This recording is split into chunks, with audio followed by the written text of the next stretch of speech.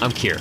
And I'm Alyssa from In Defense Of, a proud member of the Gonna Geek Network, just like the one you're listening to now. The opinions expressed are those of the individual hosts and guests. Be sure to check out all the other podcasts available at GonnaGeekNetwork.com. And get ready, because geekiness begins in 3, 2, 1. All aboard for episode number 129 of Better Podcasting. Today, we help you decide on what is important to you and your show. In this week's Better Podcasting download, I've got a very interesting WordPress theme for podcasters that I'm going to talk about. And finally, in this week's Better Podback, we have a listener who has a time-saving tip for your front-facing show notes. Lauren, start the show now and take note of it.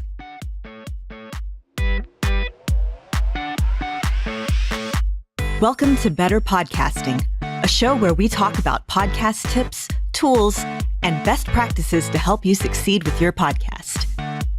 What makes us different? Well, just like you, we podcast purely out of the love and fun of it. Podcasting is our hobby, and we recognize that it's yours too. We always encourage your questions and feedback, and you can find all of our contact information at betterpodcasting.com. Here's your host for the show, Stephen John Drew and Stargate Pioneer.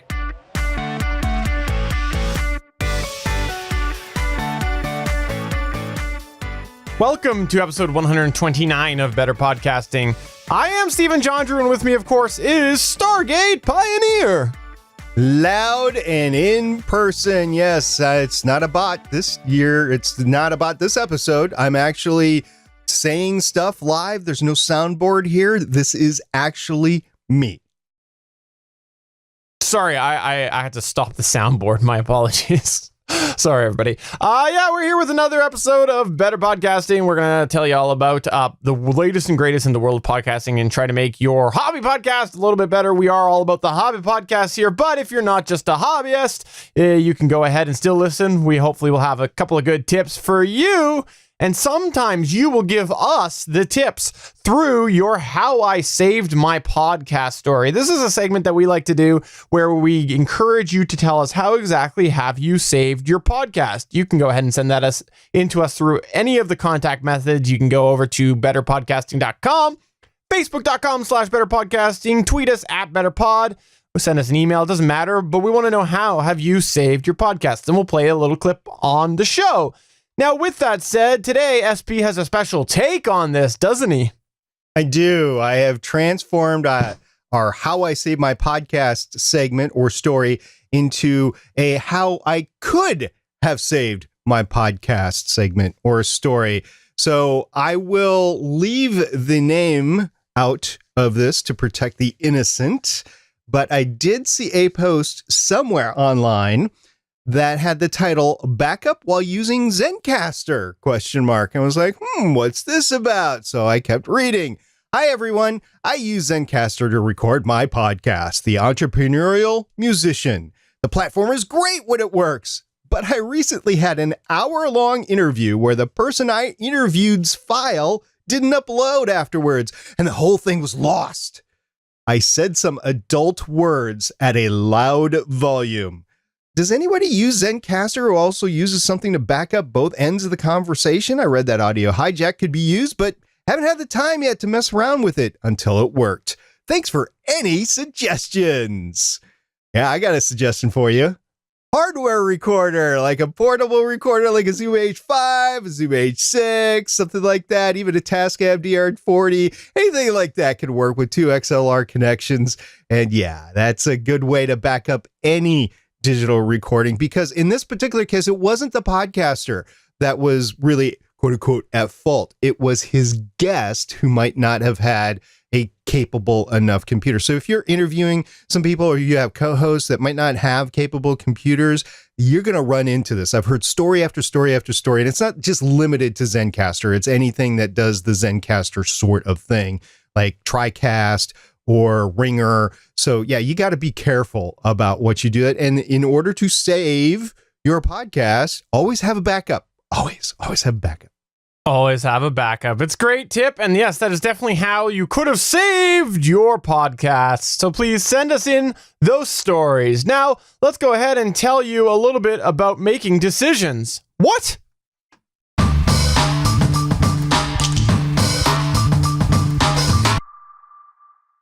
What we need to talk about right now is how to decide what's important to you. So we've talked before about how podcasting is a ton of work, but you know what else it is?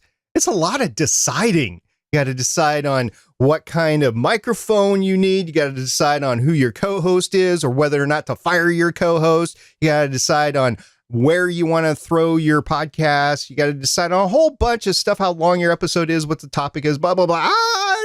So many decisions. That's right. Whether you're conceptualizing your podcast, developing it, recording it, or just moving it along, there are a lot of decisions involved with a podcast. And guess what? Many of these decisions actually need to be made. But do they need to be made right now, Stephen? Whoa! Mind blown. Yes, that's what we're going to talk about today, is way to prioritize some of these decisions for your own needs. We've picked out a few key areas that we're going to talk about, and while these are just very, very small fraction of the decisions you're going to make as a podcaster, go with us on there. You'll see why. We'll get there eventually. There's a reason we've picked these out here. So let's start off with one that's been a while since we've talked about here on Better Podcasting. It is wonderful, juicy. You can picture Stargate Pioneer in a room full of these. He is as happy as can be. He's joyful. He's excited. It's the best time of his life. It's statistics. Podcast statistics. Reason we want to talk about this is because there are a variety of different statistics services available on a variety of different platforms, and they offer a variety of different information. Now, one question that you might have is, where do I get my stats? That is a great question. And one of the best ways that you can come to that decision on where you get your stats is how you want to use this data. For example, if you're wanting to make sure you can market your podcast, you might want to pick somebody who is following the IAB guidelines, because that's the direction that podcast statistics are going. But maybe you also want to analyze your data, setting up some sort of mini Google style self-analyzing services and stuff. Well, you should look to see who has the features that you care about. For example, recently we discussed with our friends over at Digital Soup podcast, also found on the Gonna Geek Network, and they were trying to locate if there was information about a download spike they had seen in a specific location. Now, we suggested that they go into the refer section of their statistics to see what websites were hitting their podcast, because a couple years ago now, that's how we tracked down a web scraper a while back on Gonna Geek that was duplicating all of our content. Well, they searched, and they host on Podbean, and they could not find a refer section or where you can look at all of the IP addresses or websites that are hitting your feed. And Podbean seemed to indicate that they just don't have that feature anymore in their statistics. So if this sort of level of information was important to you, you might not want to pick Podbean.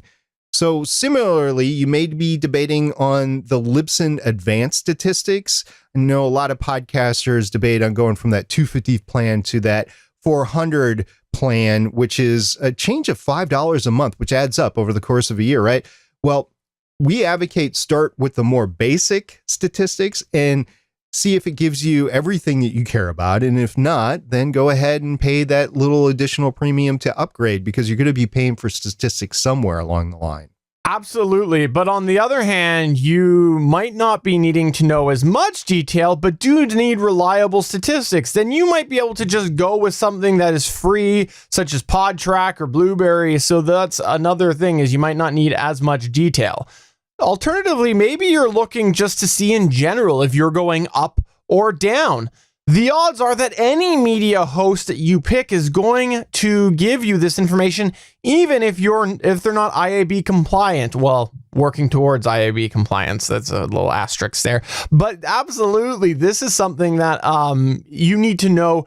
What way do you want to use that data as well? Perhaps your long-term vision of your podcast that might be a consideration. Let's say that you're hosting with somebody right now, but you know eventually you're going to outgrow that and want to move from there. Well, you might want to pick a neutral third-party statistics service so that when you do make that move, your statistics are all kept together, because otherwise you might have to go check your old host to look back at the past and now come to your new host once you move. So that might be a consideration. And some of those old statistics will be gone eventually. I know Libsyn just kicks all of that information off if you don't pay them, which I would assume would happen. So they probably keep it internally, but they don't make it available for you. So we did a whole episode, I can't remember how many months back, maybe a year ago or so, on how to effectively prepare for your recording for your podcast. Now, actually, there's a bunch of different episodes that we covered this in, but the best one that I can give you is episode 74, which was better notes make better show notes, or better notes make better shows. But have you considered, how do you effectively prep for your recording? You should take a look at all the other elements in your life to determine this specific thing. For example, walk with me here. This is a journey. Let's say you make a shopping list and you put on it BLTs, hamburgers, hot dogs, cat food, as opposed to maybe Steven, who puts on his list Canadian bacon, lettuce, tomatoes, bread, hamburger buns, ground beef, hot dog buns. Well, you get the idea. The former list is somebody who needs a reminder of what they're eating, and from there they can figure out all the ingredients. While the latter list was somebody like Steven, who needs everything spelled out completely. So the first list would probably go well with a rough outline and a few points, while the second list would be a lot more time into the specifics of the show. Another thing when considering something like show notes, that element of your podcast, this is just an example, is maybe the actual show structure is what's going to help determine the level of detail you need to put into these. For example, let's say that your podcast is essentially a version of the wonderful, the Emmy-nominated, the wonderful Maury Povich show. You might want to just have a simple outline that says, step 1, bring out guest. Step 2, bring out guest's significant other. Step 3, bring out the love triangle guest. Step 4, reveal who is the father. As opposed to somebody who might have a podcast that more resembles The Tonight Show, interviewing certain guests, you might want to have a lot of questions prepared, ready to go. You ever see those blue cue cards on Jimmy Fallon's desk? You might even have some back information about your guest that you can all pull from as you're working through this interview. Two very different types of shows would probably require two very different types of show notes. So far we've gone over the decision with statistics, and then we've gone into show prep work and how you want to do that. We're going to move on into the published show notes version of the decision. And this is the notes that you post on your website or with your show as you publish it. So there are a variety of different types of show notes that people publish. Some people post a full transcript. They read out their podcast and they have that transcript available as part of their show notes. Some people post a detailed outline of everything that they speak about, so you can at least reference the conversation as it goes around. And then others post time codes of areas within their show. And some people just post a basic less than 500 character synopsis. These all take different levels of work, and ultimately you should ask yourself as a podcast producer, how important is discoverability for you? If you want to maximize your reach through searches, then a lot of detail and keywords in your notes should be prioritized. However, if you're banking on people finding you largely by your show genre or word of mouth, then maybe individual episode SEO isn't that important for you. Time codes are going to be a great benefit only to a certain percentage of your listeners, and that's going to vary from show to show. So if you're being asked by a lot of people, you might want to invest in the time. And as for those transcripts, we're just going to leave that one alone for now. All right. And the last sort of sample example that we've got here is file and RSS hosting. Yes, of course, this is the hot button topic that we've talked about many, many times in the world of podcasting. First, let's say this. If you are considering self-hosting versus media hosting, go to episode 65 at www.betterpodcasting.com/65. We did a lot of analysis back and forth, pros and cons, weighing that out. We're not going to talk about that here. Today, we're talking more broadly to illustrate a point. One question you might want to ask yourself is, what price am I willing to spend on hosting? And with that idea, you want to ask yourself, how important is it that I stay close to that price? If it's very important that you stay close to your idea that you have in mind, you probably just want to go price shop. Don't worry about anything else, just price shop. Because if that's the most important thing in the world to you, then just go price shop. But let's say that price shopping isn't a priority and maybe you're willing to make a little bit of concession on that. Now you have some other questions, right, SP?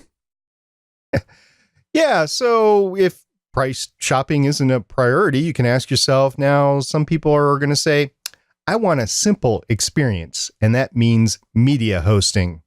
Right, Uncle Steven and SP? Well, maybe not. I'm going to counter with this. Maybe you're somebody who regularly runs websites. You have multiple WordPress sites already and love WordPress. Basically run your life through it. It's arguably less work to integrate your podcast with your existing WordPress if you're already doing it.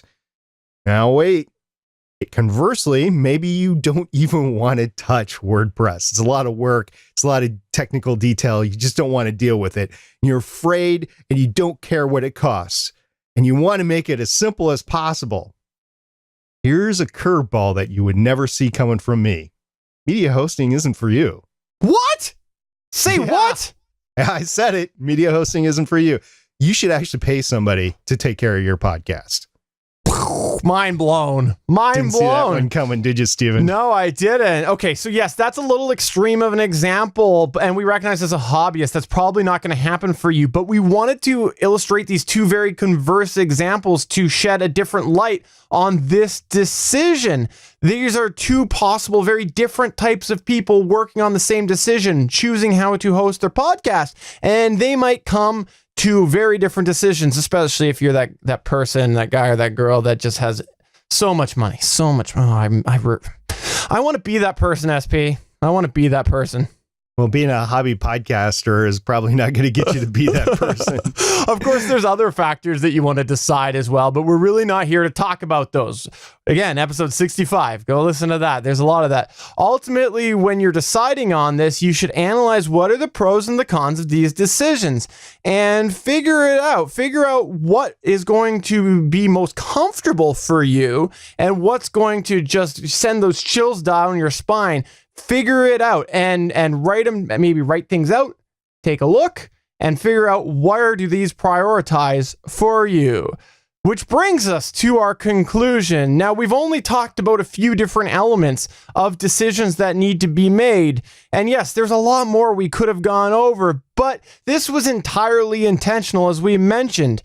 If you think about what we talked about, there's a lot of similarities between these elements, but they're very different decisions to be made. And we wanted to do this to illustrate the decision tree that you would kind of go through with some of these decisions, rather than just simply giving a general points list. Step A, do this. Step B, do that.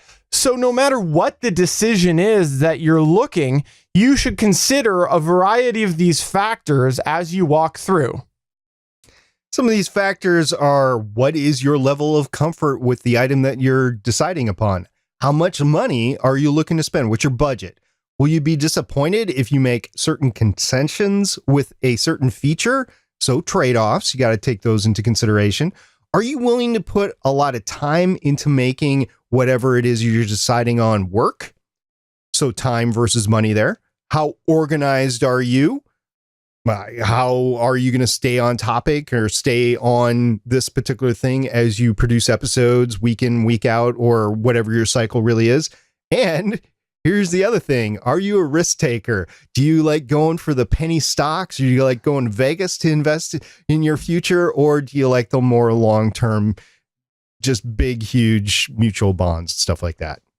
Absolutely. And one of the best things that we can recommend that we kind of alluded to earlier is writing it down. Write down these decisions. Make yourself a pros and a cons list. Write down all other considerations. And you can even go ahead and give them a bit of a rating. You might not want to do it on your webcam like the video viewers are seeing right now with Stargate Pioneer, and audio listeners. You can go ahead and head over to betterpodcasting.com/129 to see that. But this is something that you should make note and do a little bit of a comparison. As you walk through these options, identify what is the outcome that's going to come from making that decision. And look again at those pros and the cons. If your cons are ones that you can't live with, take a step back and work your way through that decision tree until you are comfortable with the cons list that you have in balance with the pros list. This is a thing that Stargate Pioneer and I have done in many, many different ways in our different conversations about podcasting, whether it's starting a new show, making a change to the network, whether it's just a SP firing me. We go through this decision tree, and if you go back and you reflect a little bit on the 4 different examples that we shared, that's exactly what we walked you through those decisions. So that's why we wanted to go ahead and talk a little bit about this, because decisions can be very hard when you're podcasting. Indeed, they're very hard. And indeed, I know somebody that recently got rid of their co-host. I know somebody else that decided to pull back from their podcast that they started and give it over to somebody else. Very difficult decisions indeed. So if you have a specific difficult decision that you've made, why don't you tell us what the decision is and then how you made it, and then get it to us on Twitter at BetterPod. You can get us on our email, podcast@betterpodcasting.com, or you can get Steven over on our Facebook, facebook.com/betterpodcasting. Awesome. So are you ready to talk about a WordPress theme? Welcome to this week's Better Podcasting Download. I recently had a chance to experiment with a WordPress theme called Bolden. This theme is made by a company called Second Line. Now, why are we talking about this today? Well, it's actually a podcast network theme. Now, before I get into the details of this, let me give a little backstory. We mentioned before, we're part of the Gonna Geek Network. There's a lot of amazing geeky content there at GonnaGeekNetwork.com. And I will say that as someone who has developed a site around a podcast network, it is tough. It is very tough to do. I've run the network for a long time, and I've had to write so much code in order to make all of the different podcast elements work. Like, you think about, what does a podcast have? A lot of them have social media. They have RSS feeds. They have their own website. So integrating all of these elements into the network is very tough to do. And the goal of this theme, Bolden, Bolden, is to make a lot of these tasks easier. So let's talk about the theme. First off, the price is $69 per year. Now, there is also a lifetime access option to all Second Line themes for $389. So they do have a couple of options there. Now, if you do buy the theme and you don't pay the annual fee, you can still keep using it, but you just don't get the updates, which, as we all know, can be important for WordPress. Now, let me say this. While it's not important, one of the things that happens when you install the theme is that there's 8 accompanying plugins that come along with it. And they're not necessarily required, but very, very much recommended. A couple of them are required, but not all of them are. So it's easy enough to do when you install this theme. All you do is you install it, and then the plugins pop up on the next page, and there's essentially a one-click option to get them all installed and activated. So it was pretty straightforward for me to do that. The theme itself is pretty customizable. I would say it's at the upper end of WordPress themes for customizability. To be honest, there's not a lot to be said about that section of the theme itself before we get into the actual podcast features. It's all the stuff that you would expect with a standard WordPress theme as far as customizability go. Now, there are some things that you'd expect to see from a podcast theme, of course, such as player options and show display options. These are all things that are within the main theme settings of Bolden. But the nitty gritty of it is the podcast network theme functions. The best way that I can describe it is that adding, organizing, and displaying podcasts and doing that on a site where you've got many different podcasts on one website is actually fairly straightforward. There's a section that's added to the WordPress panel, you know, where you see the section that says posts and settings, that it ends up adding a port that is called shows. And that's where you go in and you can add shows to the site, edit them, and just manage them overall. Adding a show essentially operates like a post does. If you've ever added a post or a category to WordPress, it operates very, very similarly. However, when you get into the actual show, that's where you start to see all of these wonderful podcast features. For example, a show description. You can add, there's a field there for show hosts. There's a field there for show host avatars. So if you want their little profile there, there's even a link there for the show website. Now, some of the best features are the sections that give you the ability to add a subscribe link. Oh, did I say a subscribe link? I meant subscribe links.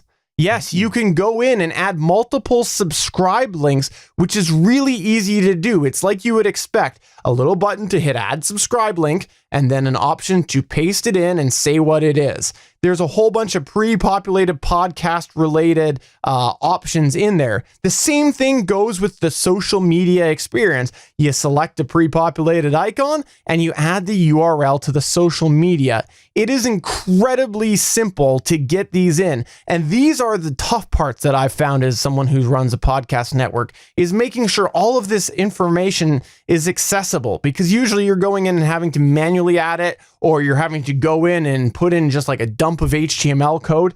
This is awesome and works incredibly straightforward. I have to say that this, compared to what I've seen before, makes managing a podcast network much easier because of all of this linking that's available. You can also create categories, of course, for your shows, which then will automatically show up on the site, and you can customize that a bit, which I'll talk about in a minute. But like if you had a series of podcasts that cover tech, you could create a tech category. And so there'll be an option there to show all the shows, or you can go in and there's your categories that you've added. So quick question. When you were talking about the subscribe buttons that you can add for various different destinations, do you have the ability to go in and then change the icon that is shown for that subscribe button? At this time, it didn't appear so. From what I saw on there, I believe it automatically just shows up. So that is something that it's just hard. It's in there. Okay, so I guess my question then is, with the Apple Podcasts specifically subscribe button, they wanted you to brand it a certain way, and that changed in the past year. So you would have to depend on the theme to update that, and you couldn't do it yourself? Yeah, exactly. That would be what you would be looking at there, would be the built-in theme for sure. Okay, so you could be out of compliance until the theme updated. I'm checking right now so that we can make sure it's now, this is important to note, because I have heard definitive proof that if you want your podcast actually featured on iTunes or Apple Podcasts. Okay, I'm talking about two different things, so don't spank me too hard about saying iTunes. iTunes is the desktop version. Apple Podcasts is the app. In either case, they want you to use the new Apple Podcast icon. So if you're not using that on your website, they will not feature you in iTunes or Apple Podcasts. So that is why I'm asking this question. And it's probably just not limited to Apple. Anybody could change their branding, and they'll want you to change their branding on your site if they want to do, or you want them to do something for you. So that is why this is important, an important question to ask within this specific theme at this point in time. No, it's a great question, and from what I could see there, it does look like the icons are all preset. Now, with WordPress, I believe you could go in and change those anyways. You know, if you're running a network, the odds are you probably know a little bit about WordPress. You're not the average Joe that's looking for a very simple experience if you're willing to take on running a network. So you could do that yourself. But no, it's a great point, and hopefully they'll they'll update that, unless there's a corner of the panel that I missed, which could very well be. But from what I can see, it's just you just select it out of text like iTunes or Google Play. So it's all kind of working in the back end. Now, as far as out of the box menus and whatnot, they're very straightforward. There are options in there that you can change some of the features. Organization is also pretty straightforward, where it's going to show all of your posts in an all manner, but there are some options to filter down per show or per category. It's all pretty much default set up this way. So there's not a lot of customizing that you have to do out of the box, but it does end up benefiting you to do that a little bit. Now, for the menus itself, back to those, customizing, it's pretty straightforward. Now, you have all of the options in there that you would expect from WordPress, but there are some extra features in there, like a show carousel, or there's some other templates that are set up. And these are all options available that are there for things like your episodes or for your home page listing. It's a really customizable experience if you want to do that with some really podcast heavy features that they've created. Even within the default templates, there are a bunch of settings available for you to change the order display, the column width, etc. It uses a custom builder that they made so that you go into this section and you end up going and essentially controlling all of these things. So if you have that carousel feature added to a certain section of your site where it's going to show a list of podcasts, you can go into that editor and edit what the carousel is. So if all of a sudden you go, I want to make that carousel 3 podcasts wide instead of 4, what you do is you go and you change that, and now everywhere that you've used that carousel will only be 3 podcasts wide. So you can also duplicate it if you want one way and one another in a section. So it is really, really customizable for a podcaster, and these features that they've added, like you can go in and throw a text box in, you can go in and throw a link. It really is trying to make it so that you don't have to do a lot of back end stuff in order to make the podcast experience work with WordPress. This is all great stuff. And from personal experience, watching Steven do it, this is stuff that we've had to do with the Gonna Geek Network on our own by customizing the theme. So seeing this integrated into the theme is pretty cool. But Steven, I got to ask you a question. This is all great stuff. There's got to be some things that you don't like about it, though. It's true. There's a lot of things I don't like in life. So naturally, no matter what it is, there's probably something I'm not going to like about it. Honestly, I do think it's a really solid theme for someone who is looking to make a podcast network. But the biggest complaint I have is because of how they've set this up, it is really hard to learn. Yes, there's a lot of documentation, but honestly, I found the best experience was to duplicate the site and go and install their demo data. There is a demo data option. And then from there, you can go and sort of navigate through and find out, okay, so this looks this way on the front end. Where is that option to change? Because there's so many features in this, the documentation is not the easiest to follow, in my opinion. And I've been doing websites a very long time. One example of this as well is that some of the features are customized in the standard WordPress theme options. Other is customized within that shows category. And then the others, those big key features, like I said, that carousel and whatnot, are in a section called Elementor. So Elementor, which is essentially a custom builder that they made. So they're all over the place, and it can be really hard if you go, I know I want to do A, I just don't know where I go to do A. So if you add that demo data, you can go back and really kind of cross-reference. So I found that was definitely the best way to do it. Yes, the documentation is worth reviewing, and it's a great resource if you still can't figure it out. But I just think that it's a better learning experience for this many features to really look at the demo data and be willing to take the time to do so. Speaking of taking the time, I will say that I duplicated the Gonna Geek site and installed this theme. and it was a disaster. If I wanted to actually implement this on the Gonna Geek site, there would be a lot of work I'd have to do just to get it to an area that it actually interacted properly. So applying this to an existing site, it's not going to be an overnight solution. It's not going to happen, especially if you have as many podcasts as we do on the Gonna Geek network. But I could see how I would get to where I wanted to, but it was going to take a very long time to do that. And of course, we are here, Better Podcasting. We are here for the hobby podcaster. So of course, I'm going to mention that for the hobbyist, the price might just be a little bit too much for some, especially at $70 a year, when you could be putting that money towards something else.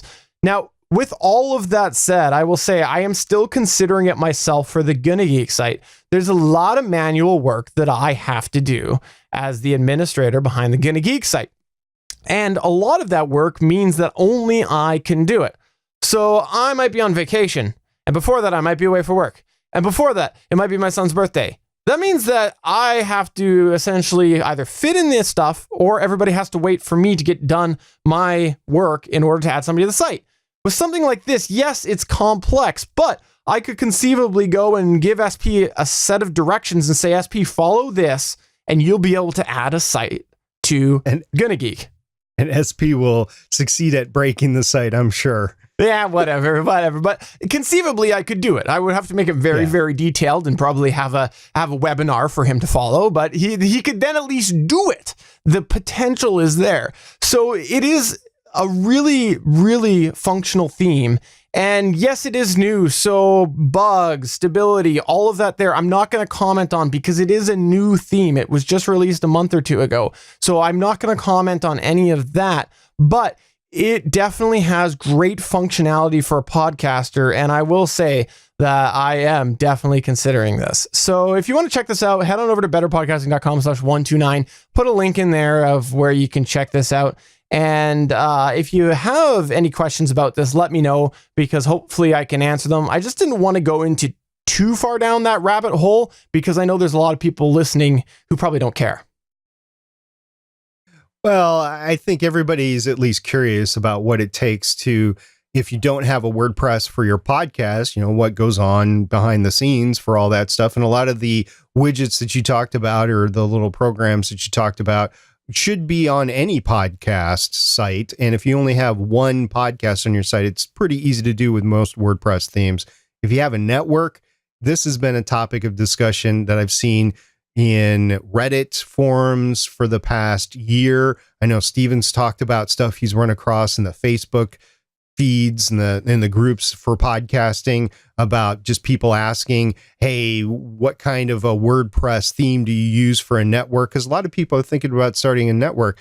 To them, I say congratulations. And also, are you prepared for all the work that entails? Because it does entail a lot of work. Steven was talking about new podcasts entering into the network, and we do that through an application process. If you go to gonnageek.com/join, you can look into the prerequisites of what it takes to be part of the network, as well as what the process is, and then submit your podcast. If you think you're a good fit for Gonna Geek, we'll go through the review process. If we think you're a good fit, then we'll go ahead and offer a spot on the network, just like we are for a new podcast on this Friday. Yeah, so after this episode comes out, there will indeed be a new podcast on our network, and that is a lot of manual coding that Steven has to do behind the scenes to make that work, and we have to schedule a date in the future to do that. It's not an overnight thing. It actually takes a while.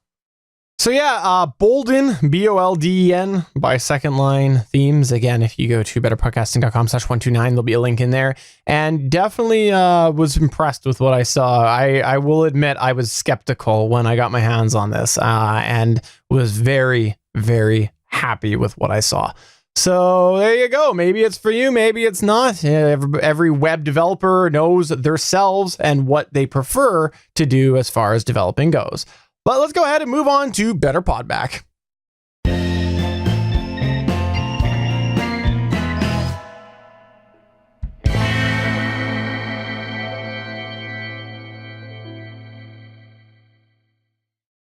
Guess who's back? Google's back. Yeah, we talked about it the last episode, but Wynn tweeted us in the last week, and she said, Google's back. So what do I recommend to all my Android users? Because now I'm on an iPhone. That's a good question. This is not an app that's available right now. We talked about it last week, so it's not like Google Play Music. This is going into the Google search on your Android mobile device that's running version 6.5, search version 6.5 or greater. And this is not on Chrome. This is the Google search that's on your Android device. Search for the podcast, and it'll come up with the options that you can subscribe and then put that widget on your home screen or somewhere on your screen. So that is what you can recommend, or do the Android subscribe button on your homepage, and then they can subscribe on whatever podcatcher that they can on the Android system. Yeah, there's really not much new here, and it's definitely not a substitute by any means. And arguably, if you do a bit of search, there's some things that shows that Google might not necessarily even be following what they've outlined on their criteria. So yeah, it's interesting. Time will tell. It's a year old, and not much development in a year. So yeah, it's kind of non-news in my books. But hey, that's me. We also had Adventures in Aurelia, which is who? AureliaPod. At AureliaPod. Said there was the mention of doing your show notes in something like a Word document or notepad, even when I'm at home editing. I do this and build my show notes while doing the final pass. Though I know this editing style isn't for a lot of people out there. And then we were tweeted a couple of screenshots of this, and essentially on one window there was the editor, on the other there was the show notes, and these are going to be, I guess, the published show notes. So it's not a bad time to do it. I wish that I had better discipline for that. I will say that, pretty much once a month, I'll be like, you know what, Steven, you're going to do better at taking out clips and promoting them and whatnot. And I start doing that. And this is exactly how I do it, is I do it while I'm editing. But then I fall off. So I'm just not disciplined enough. SP, I need you to discipline me. We can deal with that. Now, what AureliaPod is talking about is largely a D&D playthrough podcast. So this is unscripted podcast. And if you don't have a scripted podcast, maybe you have bullet points of where the story has gone along the way, like you're taking notes as you're actually recording or doing the gameplay, but you're not actually detailing every little thing that you want to state in the show notes as you go along. So in that particular case, doing a final listen for quality, as well as writing the show notes along the way, that's a good way to do it. Since I preview my show anyway before I post it, that's a final chance for me to go in and do the podcast notes. But most of my podcast notes for my shows are done prior to us recording, and then I translate that into a published post for later. But I do have to write the little blurb, like iTunes description on Libsyn right now, less than 500 characters. And put that little blurb in to describe what the episode is, as well as a tweet. And if I had Facebook access still, I would put the Facebook in there, or Tumblr post, or, whatever have you. So I would write those probably as I was previewing. And that's what I do. I write the tweet and message my co-host back and forth on what do we want the hashtag to be. And then we kind of all decide on what that is. A little behind the scenes for Legends of S.H.I.E.L.D. and the Starling Tribune.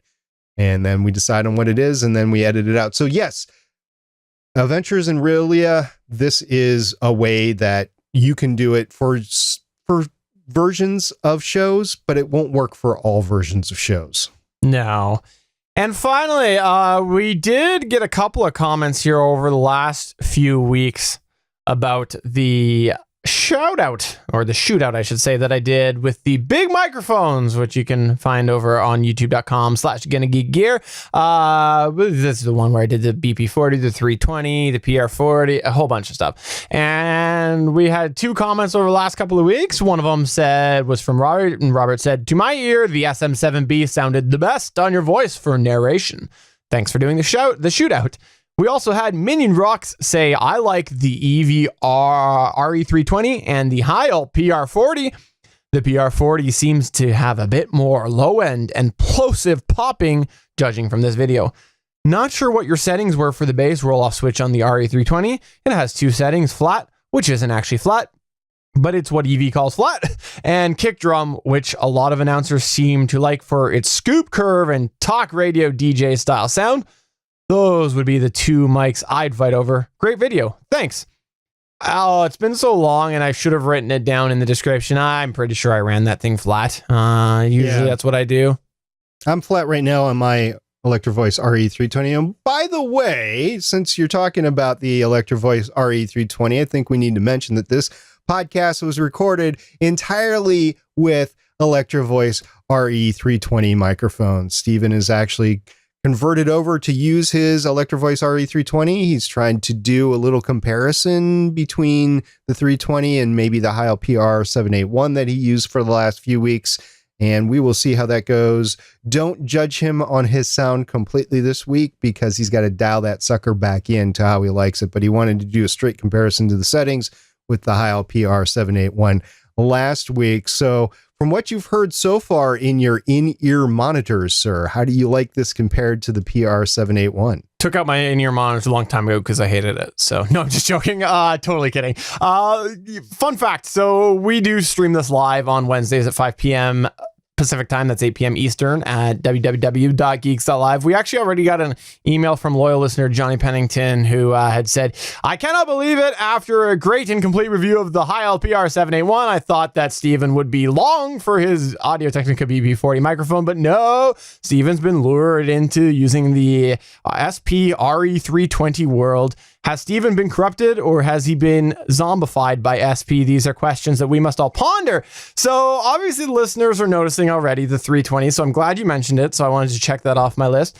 Secondly, yes, you did mention it that I am doing the comparison because the thing is why I've never really cared for this microphone is what I perceive to be too heavy in the upper spectrum. I think that it's too clear in the upper end and it's, I don't want to say distorted. I don't want to say modulated. It's just something in that upper end, which is why I don't personally prefer it on my voice, who has not a lot of lower end. I'm still waiting for puberty to hit. And that's why I've been a little shy of the microphone and not necessarily the biggest fan of it. But the PR781, as I mentioned last week, if you didn't check that out, betterpodcasting.com/128. I did a full review on it. Is very, very upper end heavy. So I wanted to go off of that to this. So I'm going from a very high-ended EQ'd microphone to something that is still high-ended, strong. I don't know, too present. I don't know what you want to say, but less than the PR781. So that's why I wanted to do it because I thought maybe it was the whole relation comparison thing. And maybe this would let me come in with a bit more of an open mind. We've talked about the microphone choices before, and my voice this is a perfect example where people ask for a recommendation on a microphone all the time. And yes, you can talk about the actual curve of the microphone, the frequency curve of the microphone. You can talk about the cardioid pattern. You can talk about off-axis noise rejection. But what you can't talk about is what your voice sounds on the microphone. The RE320 is the best microphone that I have tried for my voice. This includes the Shure SM7B, the Rode Procaster, and the Audio-Technica BP40. I'm going to try the Audio-Technica BP40 again soon too. But so far, the RE320 is the best for my voice. It's because I have a lot of low muddled tones in my voice and I want to accentuate the clarity. So this works for me. It doesn't work for Steven. Steven, actually, the Audio-Technica BP40 is probably the best that I've heard his voice on. The Rode Procaster too, but it had that plosive issue, the same as me. So far, that's where I'm leaning towards, but I'm glad he's experimenting with microphones, and I'm going to experiment with microphones so that we can actually have two different views on these microphones for our listeners. And if you have something that you'd like us to try, let us know, and we'll see if we can't fit it in our budget. And when it goes on sale, buy it. And because we buy all our own microphones, this is not given to us by anybody. So there you go. That's why I'm doing the 320 now, you know, and I'll use it for probably a couple more weeks. Why not? Especially now that I know that it bugs Johnny Pennington. So there you go. That's going to take us to the end of the show. We mentioned it at the beginning. We are part of the Gonna Geek Network. The Gonna Geek Network has a bunch of amazing geeky podcasts, and a lot of them are hitting the tail end of the season that they follow for television. A lot of them are television oriented, and And next thing you know, we're all going to be sitting around and having to do silly things like go outside. So please head on over to fly drones. Head on over to GonnaGeekNetwork.com. Check those out. And if you like something over there, do me a personal favor. Comment to them that you like that. Comment on the site. I'll make sure it gets over there. Or if they should give a contact email, go ahead and reach out to them directly. I really think that it's important that you reach out to podcasts that you listen to and tell them that you like listening. I think that it's especially important for people like us who are hobbyists. We want to hear that. And if you have a podcast and a TV show that we don't currently have on the network, by all means, contact us at GonnaGeek.com/join and look at applying for the network. We would love to be able to cover more TV shows. Awesome. So for episode 129 of Better Podcasting, I'm Stephen John Drew. I got to find my front door. I don't know how to get out. And I'm SP saying, don't worry, Steven. I'll be right over with my drones. Knock your door down. You'll find it exactly where you let it lay. Bye.